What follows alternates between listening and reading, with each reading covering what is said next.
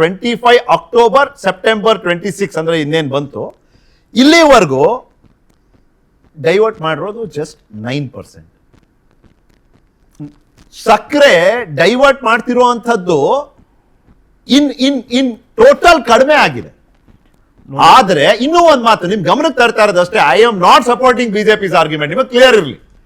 Just ನಿಮ್ ಗಮನಕ್ಕೆ ತರ್ತಾ ಇರೋದು ಇನ್ನೊಂದೇನು ಅಂದ್ರೆ, overall total lakh of metric tons output ಇರುತ್ತಲ್ಲ, ನಮ್ ಜನಕ್ಕೆ ತಿಳಿಸ್ಬೇಕಲ್ಲ ಇದನ್ನ.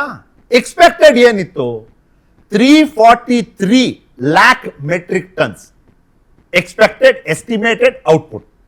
ಆದ್ರೆ ಆಗಿದ್ದೆಷ್ಟು 306 lakh metric tons. So there is a clear difference of 37 lakh metric ton in sugar production output.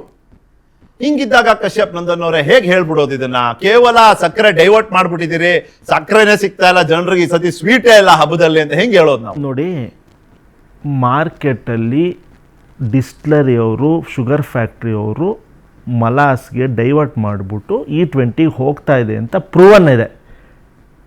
ಇವತ್ತು ಕೂಡ ಇವರ ಆರ್ಗ್ಯುಮೆಂಟ್ ಏನಿದೆ, ಕೃತಕ ಅಭಾವ, ಇದು ಹೋಲ್ಡಿಂಗ್ ನಡೀತಾ ಇದೆ, ಏನೋ ನಾವು ಬರ ಬಂದಿದೆ, ಅವೆಲ್ಲ ಏನೂ ಅಲ್ಲ. ಕ್ರಕ್ಸ್ ಆಫ್ ದಿ ಮ್ಯಾಟರು, ಇವರು ಏನು ಶುಗರ್ ಕೇನ್ನ ಪ್ರೊಡ್ಯೂಸ್ ಆಗ್ತಿದೆ ಅವರು E20ಗೆ ಡೈವರ್ಟ್ ಮಾಡ್ತಿದ್ದಾರೆ. ಫ್ಯಾಕ್ಟೂ ಕೂಡ ಹೌದು. ಸೆಕೆಂಡು, ಇಂಡಿಯಾ ಶುಗರ್ನ ಎಕ್ಸ್ಪೋರ್ಟ್ ಮಾಡ್ತಿತ್ತು. ಏನಕ್ಕೆ ಇವತ್ತು ಈ ಸ್ಥಿತಿಗೆ ಬಂದು ನಿಂತಿದ್ದೀವಿ ನಾವು? ಏನಕ್ಕೆ ಈ ಸ್ಥಿತಿಗೆ ಬಂದಿದ್ದೀವಿ ಅಂತ ನಿಮ್ಮ ಮಾತನ್ನ ಮುಂದುವರ್ಸೋದಾದ್ರೆ ಮೋಹನ್ ಕೇಳೋದು, ನೀವು E20 ಮಾಡಿ ಏನ್ ದುಡ್ಡನ್ನ ಉಳಿಸಿದ್ರಿ ಕ್ರೂಡ್ ಆಯಿಲ್ ಇಂಪೋರ್ಟ್ ಅಲ್ಲಿ? ಕ್ರೂಡ್ ಆಯಿಲ್ ಇಂಪೋರ್ಟ್ ಪ್ರಮಾಣ ಕಮ್ಮಿ ಆಗ್ಬೇಕು ಅಂತ ತಾನೇ ನೀವು E20 ಬ್ಲೆಂಡಿಂಗ್ ಮುಂದಾಗಿದ್ದು. ಕ್ರೂಡ್ ಆಯಿಲ್ ಇಂಪೋರ್ಟ್ ನ ನೀವು ಏನ್ ಗಣನೀಯವಾಗಿ ಇಳಿಕೆ ಮಾಡಕ್ ಹೋದ್ರಿ, ಈಗ ಶುಗರ್ ಇಂಪೋರ್ಟ್ ಮಾಡೋದ್ರ ಮೂಲಕ ಅದೇ ದುಡ್ಡನ್ನ ಖರ್ಚು ಮಾಡುವಂತ ಪರಿಸ್ಥಿತಿ ಬಂತ ಅಂತ. ಮೋಹನ್ ಪ್ಲೀಸ್. ನಿಖಿಲ್, ಈ ಕಾಂಗ್ರೆಸ್ಸು ಇವತ್ತಿನ ಡಿಜಿಟಲ್ ಯುಗದಲ್ಲೇ ಈ ಥರ ಸುಳ್ಳು ಹೇಳಿ ಜನಗಳನ್ನ ಹಿಂಗೆ ದಾರಿ ತಪ್ಪಿಸುತ್ತೆ ಅಂದರೆ, ಯು ಕ್ಯಾನ್ ಇಮ್ಯಾಜಿನ್ ಒಂದು ನ್ಯೂಸ್ ಪೇಪರು ತಲುಪದೇ ಇರೋವಂಥ ಇಂದಿರಾ ಗಾಂಧಿ ಕಾಲದಲ್ಲಿ ಅಥವಾ ನೆಹರು ಕಾಲದಲ್ಲಿ ಯಾವ ಬಂಡಲ್ಗಳನ್ನ ಬಿಟ್ಟು ಜನಗಳನ್ನ ಹೆಂಗೆ ತಲೆ ಹಾಳು ಮಾಡಿರ್ಬೇಕು ಅಂತ. ಫಸ್ಟ್ ಆ್ಯಂಡ್ ಫಾರ್ಮೋಸ್ಟ್, ನಾನೊಬ್ಬ ಕ್ವಾಲಿಫೈಡ್ ಚಾರ್ಟೆಡ್ ಅಕೌಂಟೆಂಟು. 20 ವರ್ಷದಿಂದ ಕಡಿಮೆ ಅಂದರೂ 10 ಶುಗರ್ ಕಂಪ್ನಿಗಳದು ಅಕೌಂಟ್ಸು, ಫೈನಾನ್ಸು ಎಂಡ್ ನೋಡ್ಕೊಂಡು ಬಂದಿರೋನು. ಇವ್ರಿಗೆ ಫಸ್ಟ್ ಆಫ್ ಆಲು ಪ್ರೋಸೆಸ್ಸೇ ಗೊತ್ತಿಲ್ಲ. ಶುಗರ್ ಪ್ರೊಡಕ್ಷನ್ಗೆ ಅಂತ ಬಂದಾಗ ಶುಗರ್ ಕೇನು, ಅದ್ರ ಒಳಗಡೆ ಅಂತ ರಿಲೀಸ್ ಆಗುವಂಥ ಮೊಲಾಸಿಸ್ಸು, ಬಗಾಸಿದೆ ಗೊತ್ತಾ? ನೀವು 1 ಕ್ವಿಂಟಾಲ್ ಶುಗರ್ ಹಾಕಿದ್ರೆ ರಿಕವರಿ ರೇಟ್ 9.5% ಇದ್ರೆ ಎಷ್ಟು ಮೊಲಾಸಿಸ್ ಬೇಕೋ ಅಷ್ಟೇ ರಿಲೀಸ್ ಆಗೋದು, ಎಷ್ಟು ಬೆಗಾಸ್ ಬೇಕೋ ಅಷ್ಟೇ ರಿಲೀಸ್ ಆಗೋದು. ನೀವಲ್ಲಿ ಎಕ್ಸ್ಟ್ರಾ ಮೊಲಾಸಿಸ್ನ ತಗೊಂಡೋಗಿ ಶುಗರ್ನ ಕಡಿಮೆ ಮಾಡೋಕೆ ಆಗಲ್ಲ. ಶುಗರ್ ಕೇನ್ ಪ್ರೊಡಕ್ಷನ್ ಅಲ್ಲಿ ರಿಲೀಸ್ ಆಗೋದು ಮೊಲಾಸಿಸ್ ಇಂದ E20 ಮಾಡೋದು ಎಥನಾಲ್ ಹೊರತು ಶುಗರ್ ಇಂದ ಅಲ್ಲಣ್ಣ. This is the basic question. ನೀವು ಎಷ್ಟು ಪ್ರೊಡಕ್ಷನ್ ಆ ಮಂತು ಆ ಡೇಗೆ ಬರುತ್ತೋ ಅಷ್ಟು ಪರ್ಸೆಂಟೇಜ್ ಆಫ್ ಮೊಲಾಸಿಸ್ ರಿಲೀಸ್ ಆಗುತ್ತೆ, ಅದರಿಂದ ನಿಮ್ಗೆ ಎಥನಾಲ್ ಹೋಗುತ್ತೆ. ಪ್ರೋಸೆಸ್, ಈಗ ನೀವು ಕಬ್ಬನ್ನ ತಗೊಂಡು ಹೋಗ್ತೀರಾ ಹರಿಯೋದಕ್ಕೆ. ಕಬ್ಬು ಹರಿಯೋದಕ್ಕೆ ಅಂತ ಮಿಷಿನ್ ಅಲ್ಲಿ ಇಟ್ಟಾಗ ನಿಮ್ಗೆ 2 ಬೈ ಪ್ರಾಡಕ್ಟ್ ಬರುತ್ತೆ, ಒಂದು ಮೊಲಾಸಿಸ್, ಒಂದು ಬಗಾಸ್ ಅಂತ. ಬಗಾಸ್ ಇಸ್ ನಥಿಂಗ್ ಬಟ್ ಕಬ್ಬಿನ ಸಿಪ್ಪೆನ ಏನ್ ಯೂಸ್ ಮಾಡ್ತಾರೆ ಅಂತ ಹೇಳಿದ್ರೆ, ಸ್ಟೀಮ್ ಮಾಡ್ಕೊಂಡು ಬಿಸಿನೀರಲ್ಲಿ ಒಂದು ಪವರ್ ಜನರೇಟ್ ಮಾಡ್ಕೊಂಡು ಫ್ಯಾಕ್ಟ್ರಿ ಒಳಗಡೆ ಯೂಸ್ ಮಾಡ್ಕೊಳ್ಳೋದಕ್ಕೆ ಮಾಡ್ಕೋತಾರೆ. ಇಲ್ಲ ಅಂದ್ರೆ ಕೋ ಜನರೇಷನ್ ಪ್ಲಾಂಟ್ ಅಂತ ಮಾಡ್ಬಿಟ್ಟು ನಿಮ್ಗೆ ಅದನ್ನ ಸರ್ಕಾರಕ್ಕೆ ಯೂನಿಟ್ಗೆ ಇಷ್ಟು ರೂಪಾಯಿ ಅಂತ ಮಾರ್ತಾರೆ ಕರೆಂಟ್ನ. ಇದು ಬಗಾಸು. ಮೊಲಾಸಿಸ್ ಅಂತ ಬಂದಾಗ ಏನಾಗುತ್ತೆ, ಮೊಲಾಸಿಸ್ ಇಷ್ಟು ವರ್ಷ ಏನಾಗ್ತಿತ್ತು, ಅದನ್ನ ಸ್ಪಿರಿಟ್ ಮಾಡೋದಕ್ಕೆ ಯೂಸ್ ಮಾಡ್ತಾ ಇದ್ರು. ಸ್ಪಿರಿಟ್ ಏನಾಗುತ್ತೆ, ಆಲ್ಕೋಹಾಲ್ ಆಗುತ್ತೆ, ಎಣ್ಣೆಗೆ ಬಳಕೆ ಆಗುತ್ತೆ.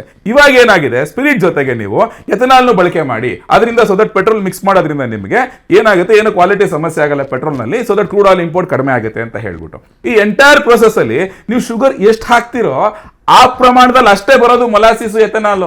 ಅಲ್ಲಿ ನಿಮ್ಗೆ ಎಕ್ಸ್ಟ್ರಾ ಮೊಲಾಸಿಸ್ ಎಲ್ಲಿಂದನೂ ಬರಲ್ಲ, ನೀವು ತಂದ್ಕೊಳ್ಳೋಕ್ಕೂ ಆಗಲ್ಲ. ಸಿಂಪಲ್. ಈ ಬಾರಿ ಹೇಳ್ತಿದ್ದಾರೆ ನೋಡಿ, ಅವ್ರಿಗೊಂದು ನಂಬರ್ ಹೇಳ್ದೆ ನಾನು, 37 ಲ್ಯಾಕ್ ಮೆಟ್ರಿಕ್ ಟನ್ ಒಂದು ಡೆಫಿಸಿಟ್ ಇದೆ ಈ ಬಾರಿಯ ಎಸ್ಟಿಮೇಟ್ ಅಲ್ಲಿ ಮತ್ತೆ ಆಕ್ಚುಯಲ್ ಪ್ರೊಡಕ್ಷನ್ ಅಲ್ಲಿ ವ್ಯತ್ಯಾಸ ಇದೆ. ನಾನು ಐ ಕಮ್ ಟು ಯು. ಆದ್ರೆ ಇಂಡಸ್ಟ್ರಿ ಎಸ್ಟಿಮೇಟ್ ಹೇಳುತ್ತೆ ಕೇಂದ್ರ ಸರ್ಕಾರ 30 lakh metric ton sugar cane production ethanol divert ಮಾಡ್ತು ಅಂತ.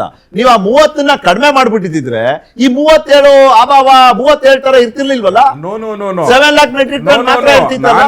ಅದು ಮೊಲಾಸಿಸ್ ಬರುತ್ತಲ್ಲ, ಆ ಮೊಲಾಸಿಸ್ ಅಲ್ಲಿ ಅಲೋಕೇಟ್ ಆಗುತ್ತೆ ಸ್ಪಿರಿಟ್ ಗಿಷ್ಟು, ಆಮೇಲೆ ಇದಕ್ಕೆ ಎಥನಾಲ್ ಗಿಷ್ಟು ಅಂತ ಹೇಳ್ಬಿಟ್ಟು. ಅರ್ಥ ಆಯ್ತಲ್ಲ? ನೀವು ಮೊಲಾಸಿಸ್ ಗಿಂತ ಮುಂಚೆ ಶುಗರ್ ನ ಅಲೋಕೇಟ್ ಮಾಡಕ್ ಆಗಲ್ಲ. ಎಥನಾಲ್ಗೆ ನೀವು ಅಲೋಕೇಟ್ ಮಾಡಕ್ ಆಗತ್ತೆ ಮೊಲಾಸಿಸ್ ನ, ಶುಗರ್ ನ ಅಲ್ವೇ ಅಲ್ಲ. ಇದೇ ದೊಡ್ಡ ಬ್ಲಂಡರ್ ಎಲ್ಲರೂ ಮಾತಾಡ್ತಾ ಇರೋದು. ಜೊತೆಗೆ ಏನಾಯ್ತು ಅಂತ ಹೇಳಿದ್ರೆ, ಈ ಸಲ ನಿಮಗೆ ಗೊತ್ತು ಎಲ್ಲಾನು ಎಫೆಕ್ಟು, ಇಡೀ ದೇಶದಲ್ಲಿ ಸಮಸ್ಯೆ ಆಗಿದೆ ಆಯ್ತಲ್ಲ, ಫಾರ್ಮರ್ಸ್ ಪ್ರಾಬ್ಲಮ್ ಆಗಿದೆ, ಅವ್ರಿಗೆ ಬೆಳೆಯೋದಿಕ್ ನೀರಿಲ್ಲ. ಇಷ್ಟೆಲ್ಲ ಮಾತಾಡುವಂತ ಕಾಂಗ್ರೆಸ್ ಪಕ್ಷದ ಡಿ ಕೆ ಶಿವಕುಮಾರ್ ಹಾಗಾದ್ರೆ ಯಾಕಪ್ಪ ರೈತರಿಗೆ ಮಳೆ ಇಲ್ಲ ಈ ಸಲ, ನೀವ್ ಯಾರು ಬೆಳೆ ಬೆಳಿಬೇಡಿ ಅಂತ ಹೇಳಿದ್ದು? ನಮ್ಮನ್ ಬಿಟ್ಬಿಡ್ರಿ, ನಿಮ್ ಮುಖ್ಯಮಂತ್ರಿಗಳು ಹೇಳೋರೆ ಬೆಳೆ ಬೆಳಿಬೇಡಿ ಅಂತ ಹೇಳ್ಬಿಟ್ಟು ನಿಮ್ಮ ಮಾತು ಕೇಳ್ಕೊಂಡೆ ಜನ ಬೆಳೆ ಬೆಳೆದಿಲ್ಲ ಅಲ್ಲಿ ರೈತರು ಮಂಡ್ಯ ಭಾಗದಲ್ಲಿ. ಅದಕ್ಕೋಸ್ಕರ ಶುಗರ್ ಕೇನ್ ಡೆಫಿಸಿಟ್ ಆಗಿದೆ ಇವತ್ತು. ಅದು ರಿಯಾಲಿಟಿ, ಪ್ರಾಕ್ಟಿಕಾಲಿಟಿ ಕಡಿಮೆ ಇರೋದು ಮುಂದೆನೆ. ತಮಿಳ್ನಾಡವ್ರಿಗೆ ನೀರು ಬಿಟ್ಬಿಟ್ಟು ಅವ್ರು ಚೆನ್ನಾಗಿ ಭತ್ತ ಬೆಳೆದು ಮಜಾ ಮಾಡ್ಕೊಂಡಿದ್ದಾರೆ. ನಮ್ಮ ರೈತರು ನೀರು ಬಿಡಿದ್ರೆ ನೀವು ಶುಗರ್ ಕೇನ್ ಬಿಡಕ್ಕೆ ಬಿಟ್ಟಿಲ್ಲ ಅವರು, ಅದಕ್ಕೋಸ್ಕರ ಶುಗರ್ ಡೆಫಿಸಿಟ್ ಆಗಿರೋದು ಇವತ್ತು. I will tell you one more reason. ಕೇಂದ್ರ ಸರ್ಕಾರ ಇಮಿಡಿಯೇಟ್ ಆಗಿ ಏನ್ ಮಾಡ್ತು ಅಂತ ಹೇಳಿದ್ರೆ, ಈ ಮಾನ್ಸೂನ್ ಸಮಸ್ಯೆ ಇದೆ ಅಂತ ಹೇಳ್ಬಿಟ್ಟು ಇಮಿಡಿಯೇಟ್ ಆಗಿ ಇಂಪೋರ್ಟ್ ಆಫ್ ಶುಗರ್ ಮೇಲೆ ಇರುವಂತ ಕಸ್ಟಮ್ಸ್ ಡ್ಯೂಟಿನ ರಿಡೈಂಡ್ ಮಾಡ್ಬಿಡ್ತು. ಫುಲ್ ಮಾಡಿದ ತಕ್ಷಣ 10 lakh ಮೆಟ್ರಿಕ್ ಟನ್ ಇಂಪೋರ್ಟ್ ಮಾಡ್ಕೊಂಬ ಡ್ಯೂಟಿ ಫ್ರೀ ಅಂತ ಹೇಳ್ತು. ಇನ್ನು ಆರ್ಡರ್ಸ್ ಪ್ಲೇಸ್ ಮಾಡಿದ್ದಾರೆ ನಿಖಿಲ್, ಇನ್ನು ಬಂದೂ ಇಲ್ಲ, ಹೊಸ ಆರ್ಡರ್ಸ್ ಪ್ಲೇಸ್ ಆಗಿದೆ ಅಷ್ಟೇ. ಆರ್ಡರ್ ಪ್ಲೇಸ್ ಆಗಿರೋದಕ್ಕೆ ನಿನ್ನೆ 15% ಹೋಲ್ಸೇಲ್ ರೇಟ್ ಕಡಿಮೆ ಆಗಿದೆ ಶುಗರ್, ಜಸ್ಟ್ ಪ್ಲೇಸ್ ಆಗಿರೋದಕ್ಕೆ. ಹೇಳ್ತೀನಿ, ಅಂಗಡಿಗೆ ಹೋದ್ರೆ ಆರ್ಗ್ಯೂ ಮಾಡಕ್ಕಾಗತ್ತಾ? ಅದಕ್ಕೂ 10 lakh metric ton duty free ಕೊಟ್ಟಿದೆ, ಹೋಲ್ಸೇಲ್ 15% ಕಮ್ಮಿ ಆಯ್ತು, ನೀನ್ ಯಾಕೆ 64 ರೂಪಾಯಿ ಮಾಡ್ತಿದ್ದೆ ಅಂತ ಕೇಳಕ್ಕಾಗತ್ತಾ? ರೀಸನ್ ಹೇಳ್ತೀನಿ, ಇವಾಗ ಆರ್ಡರ್ ಪ್ಲೇಸ್ ಮಾಡಿರೋದು, ಬಟ್ ಇವಾಗ ನೀವು ಅಂಗಡಿಗೆ ಹೋಗಿ ತಗೊಳ್ತೀರಾ ಗೊತ್ತಾ, ಇದು ಹಳೆ ಸ್ಟಾಕ್, ಅವ್ರ ಹತ್ರ ಇನ್ನು ಹಳೆ ಸ್ಟಾಕ್ ಇದೆ, ಹಳೆ ಸ್ಟಾಕ್ ಇಲ್ಲೇ ಪರ್ಚೇಸ್ ಮಾಡಿರೋದು. ಅದು ಕ್ಲಿಯರ್ ಆಗೋರ್ಗು ಅಂಗಡಿ ಒಂದು ಲಾಸಲ್ಲಿ ಸೇಲ್ ಮಾಡ್ತಾನ?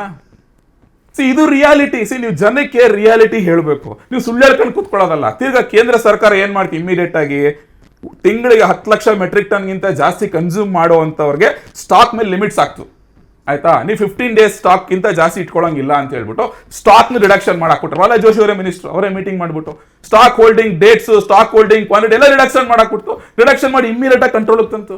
This is what we have done. ಇದು ಮಾನ್ಸೂನ್ ಎಫೆಕ್ಟ್. ತಿರ್ಗಾ ಪೆಟ್ರೋಲ್ ಬಗ್ಗೆ, ಎಥನಾಲ್ ಬಗ್ಗೆ ಅವಾಗಿಂದ ಪ್ರಶ್ನೆ ಕೇಳಿದ್ರಿ ಅಲ್ವಾ. ಇಷ್ಟೆಲ್ಲ ಮಾತಾಡುವಂತ ಕಾಂಗ್ರೆಸ್ ಸರ್ಕಾರ ಈಗ ನೀವು ಪೆಟ್ರೋಲ್ ಬ್ರೇಕಪ್ ಹೇಳ್ಬೇಕು ಅಂದ್ರೆ, ಈಗ for example state component crude oil cost ಅಂದಾಜು ಒಂದು 55 ರೂಪಾಯಿ ಇದ್ರೆ, ನಿಮ್ಗೆ ಪ್ರೊಡಕ್ಷನ್ ಕಾಸ್ಟ್ ಒಂದು 8 ರೂಪಾಯಿ ಬಿದ್ರೆ, ಟ್ರಾನ್ಸ್ಪೋರ್ಟೇಷನ್ ಡೀಲರ್ ಕಮಿಷನ್ ಒಂದು 7 ರೂಪಾಯಿ ಇದ್ರೆ, ಕೇಂದ್ರ ಸರ್ಕಾರ ತೆರಿಗೆ 12 ರೂಪಾಯಿ, ವೆರೇಸ್ ರಾಜ್ಯ ಸರ್ಕಾರ ತೆರಿಗೆ 24 ರೂಪಾಯಿ. ನಾವು 10 ರೂಪಾಯಿ ಕಡಿಮೆ ಮಾಡಿದ್ವಿ ಕೇಂದ್ರ ಸರ್ಕಾರ, ನೀವು 1 ರೂಪಾಯಿ ಕಡಿಮೆ ಮಾಡಿದ್ರ? ಅದ್ರ ಬದಲು ಏನ್ ಮಾಡಿದ್ರಿ ನೀವು? ಅಧಿಕಾರಕ್ಕೆ ಬಂದ್ 3 ವರ್ಷದಲ್ಲಿ 2 ಸಲ ಡೀಸೆಲ್ ರೇಟ್ ಜಾಸ್ತಿ ಮಾಡಿದ್ರಿ, 2 ಸಲ ಪೆಟ್ರೋಲ್ ರೇಟ್ ಜಾಸ್ತಿ ಮಾಡಿದ್ರಿ. ನೀವು ಈಕ್ವಲ್ ಕಡಿಮೆ ಮಾಡಿ, ಮತ್ತೆ ಯಾಕೆ ಕಡಿಮೆ ಮಾಡ್ತಿಲ್ಲ? 104 ಪೆಟ್ರೋಲ್ ನಿಂತಿರೋದು ಈ ಕಾರಣಕ್ಕೆ. ಹೌದು, 10 ರೂಪಾಯಿ ಕಡಿಮೆ ನಾವು ಮಾಡಿರೋದು, ಇವ್ರು ಕಡಿಮೆ ಮಾಡಲಿ ರಾಜ್ಯ ಸರ್ಕಾರ. ನಾನು ಕೇಶವ್ ಅವ್ರನ್ನ ನಾನು ಸ್ವಾಗತಿಸ್ತೀನಿ. ಕೇಶವ್ ಅವರು ಆರ್ಥಿಕ ತಜ್ಞರಿದ್ದಾರೆ. ನಮಸ್ಕಾರ ಕೇಶವ್ ಅವರೇ, ನಿಖಿಲ್ ಮಾತಾಡ್ತೀನಿ. ಸ್ವಾಗತ ನಿಮ್ಗೆ PNS ವಿಸ್ತಾರಕ್ಕೆ. ಮೊದಲನೇದಾಗಿ ಆರ್ಥಿಕ ತಜ್ಞರಾಗಿ ಮಾತಾಡಿರಂತೆ, ಬಟ್ ಒಬ್ಬ ಕಾಮನ್ ಮ್ಯಾನ್ ಆಗಿ ನಿಮ್ಮ ಒಂದು ಅಭಿಪ್ರಾಯ ಏನು? ಈ ಬೆಲೆ ಏರಿಕೆಗೆ ಕಾರಣ ಸರ್ಕಾರದ ನಿರ್ಲಕ್ಷ್ಯ, ವ್ಯಾಪಾರಿಗಳ ಲಾಭದಾಹ, ಅಥವಾ ಜಾಗತಿಕ ಸನ್ನಿವೇಶ? ಎಲ್ಲಿ ನೀವು ಆ ಒಂದು ಪಾಯಿಂಟ್ ಮಾಡ್ತೀರಿ ಈ ಕಾರಣವಾಗಿ?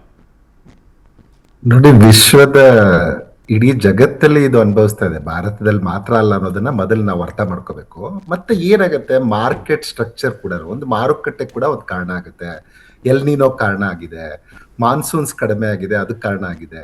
ಮತ್ತೆ ನಾವು ಬರೀ ಸಕ್ಕರೆ ಮೇಲೆ ಮಾತ್ರ ಮಾತಾಡ್ತಾ ಇದೀವಿ. ಈಗ ಈರುಳ್ಳಿ ಬೆಲೆ ಜಾಸ್ತಿ ಆಗಿದೆ, ಇಡಿಬಲ್ ಆಯಿಲ್ಸ್ ಬೆಲೆ ಜಾಸ್ತಿ ಆಗಿದೆ, ಖಾದ್ಯ ತೈಲಗಳ ಬೆಲೆ ಜಾಸ್ತಿ ಆಗಿದೆ. ಸೊ ಇವುಗಳು ಎಲ್ಲವೂ ಯಾಕೆ ಹೆಚ್ಚಾಯ್ತು?